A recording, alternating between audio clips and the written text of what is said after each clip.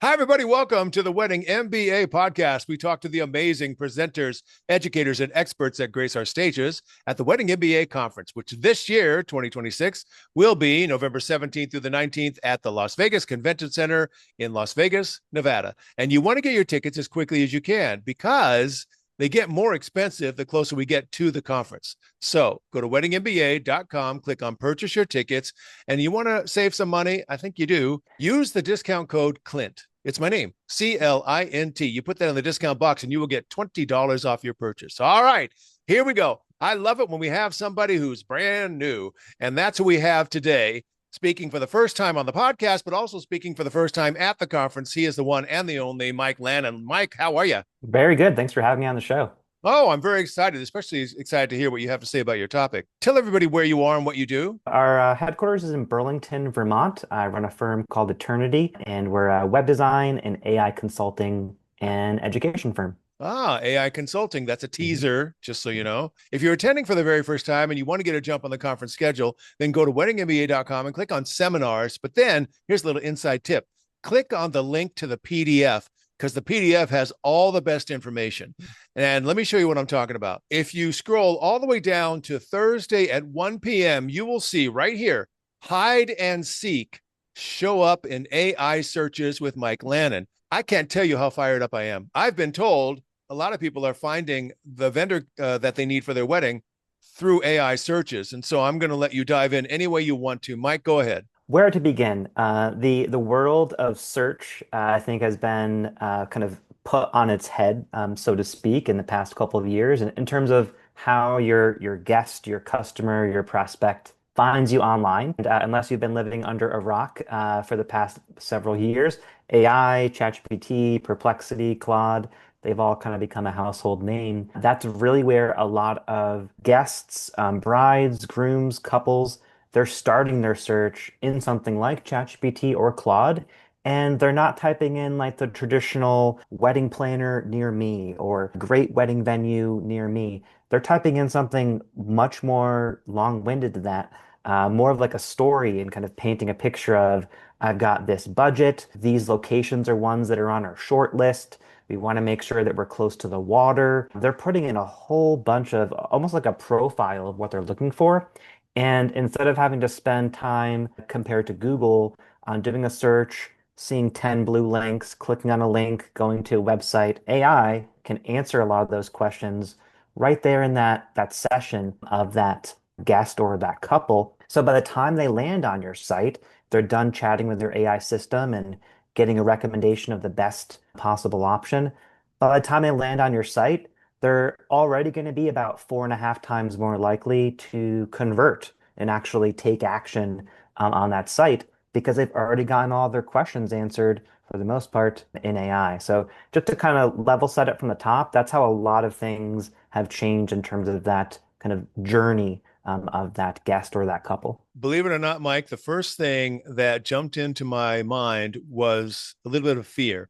Because if they're that detailed on the questions they ask AI, then there's a possibility, even though I want to have like a wide customer base, maybe I'm missing out because they're so specific. Is that legitimate in my fear, or what do you think of that? Yeah, I mean that's definitely quite legitimate, and in that compared to Google, you might get 10 or so results and kind of keep scrolling through those results, and you can kind of visually see those options that are there compared to like in ChatGPT, depending on the question and how detailed you got, you might get like 1 to 3 results that show up as that answer, and unless you do like a bunch of follow-up questions there you might not see any other recommendations. So you might just click on one of those three. So it's very important to either kind of niche down in what your offering is, but also to make sure that the 11 billion different kind of profiles and things that are out there, like Wedding Wire and Google Business Profile, social media platforms, that all of your information across there is super up to date and accurate. Because if your venue information says one thing on one platform and one thing on another, AI is going to get confused. It might pick the wrong information. Basically, the information that you have out there, AI will see as truth. And that might not necessarily be the most up-to-date truth. The takeaway for that is really make sure that your website is up to date with as much as possible on information for frequently asked questions, your offerings or your amenities. But don't forget all those third-party directories, channels. AI looks at a lot of those even more than your website itself. Wow, that's really powerful. I'll be honest with you, I haven't really heard that much about the Google business profile for a few Mhm. years, but Mhm. all of a sudden it's coming back rearing its head.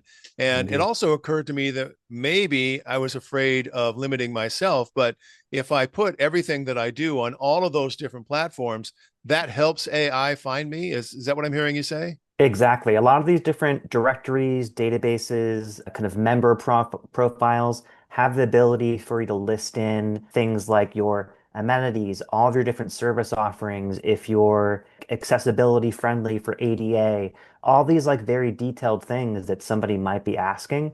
And if that information's not filled out, AI is going to look at those sources and say, nope, they don't have this, they don't have that.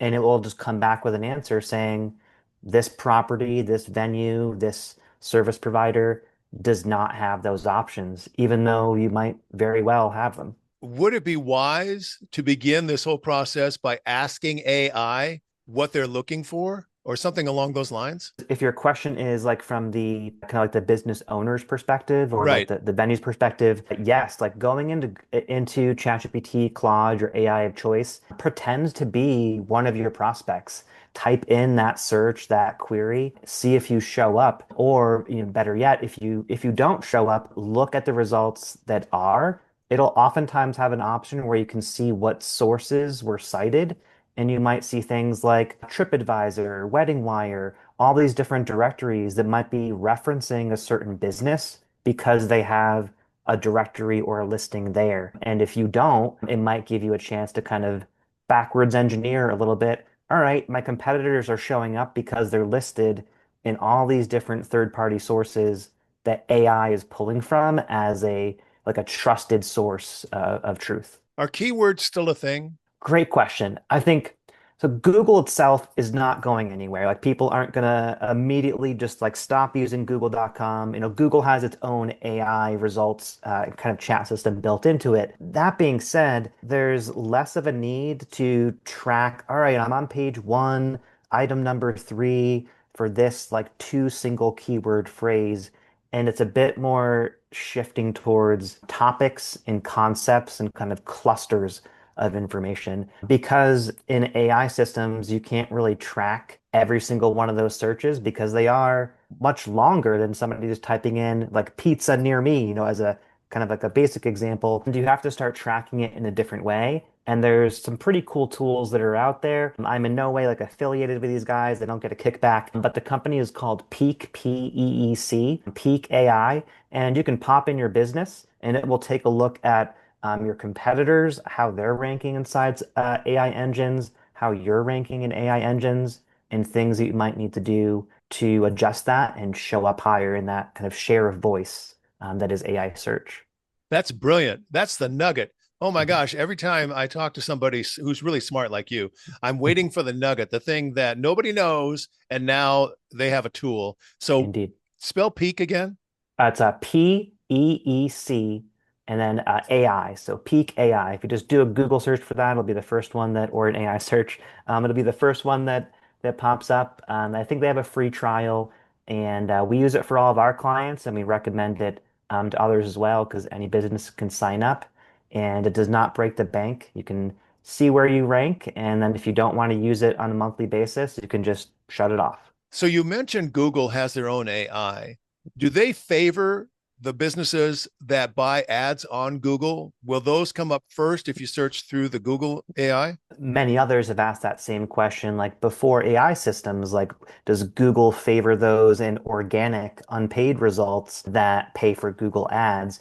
Google has come out straight and said that they don't have any correlation between those two directly, but there's like an indirect effect in terms, just to kind of look for a moment at the paid ads and organic listings inside Google.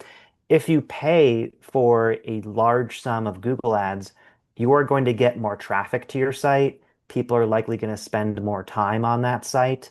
interacting with it. Google itself looks at that as a metric of like trust. So if your site gets a lot more traffic and people are spending more time on it, you are going to move up inside the organic results. That doesn't really correlate though over into AI chat at all. That being said, ChatGPT itself launched their own pay-to-play like ad system about a month ago. We just started toying with it a little bit.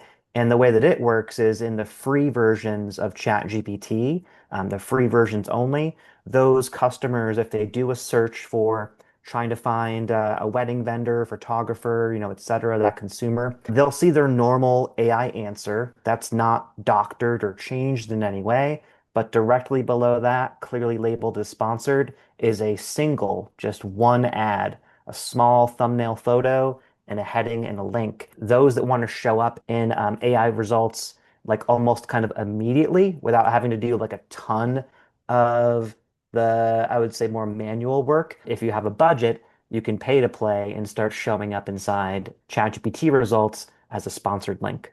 Just me personally, I like that the sponsored ad, if it does exist, is going to be at the bottom of the AI search. I like that in terms Yeah, of ChatGPT. Correct me if I'm wrong, but if you do a Google search, the sponsored ads are at the top.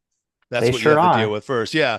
So I like that it doesn't get in the way of all of this stuff we're talking about. Can you give me kind of a quick rundown of the platforms we need to double check for our business? You mentioned Google Business Profile. Where else should we make sure that we're up to date? Yeah, so I have another kind of nugget tidbit recommendation to another piece of software. It's called SEM Rush, SEMrush. It's used quite often for digital marketers for tracking a lot of these things as well. But they have a really cool tool inside there where you can pop in your business name and it'll show you what listings and directories you're currently on, but also other ones that you might want to be on. You can populate all of your information, your name, address, phone number, etc., and it can push out a lot of that information to those different third-party systems. But I would say the major ones to check and fill out completely would be Google Business Profile. A lot of people set that up or they set it up years ago and they may barely go inside there, or only if like somebody leaves them a review, they'll go in and reply to that review. But there's an entire section inside there where you can fill out all of your service offerings, frequently asked questions. It basically is like a gold mine because AI, especially Google's own AI, will pull from that for information. All of your socials now are part of AI search. So it'll pull that content that's inside there, as well as all of your information about your business. So those are the two that I'd recommend almost immediately because they're usually the most straightforward to update. Most people have readily easy access to them. And then going through all the other industry specific ones, so like Wedding Wire, but any kind of wedding specific, industry specific directories, it's going to be time now to consider having a listing inside there.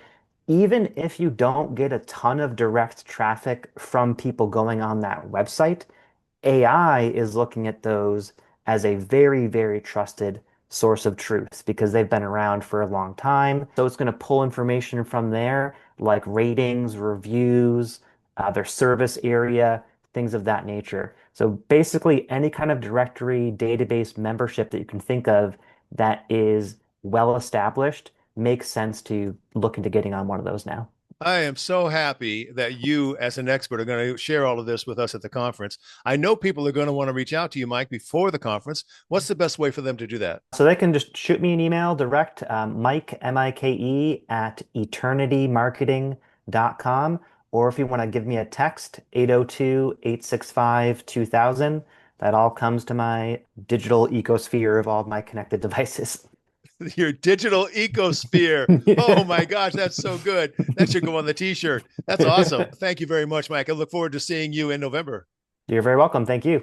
All right, there you go, everybody. That's the way it works at the Wedding MBA conference. We don't goof around. We want to give you the best information possible so you can grow your business the way that you want to grow it. The only way you can really take advantage of all this great information is to go to the conference. So go to weddingmba.com, click on purchase your tickets, use the discount code CLINT, C-L-I-N-T. It's my name. You put that in the discount box, you will get $20 off your purchase. That's it for this episode of the Wedding MBA podcast. This is Clint, and on behalf of Mike, we will see you next time.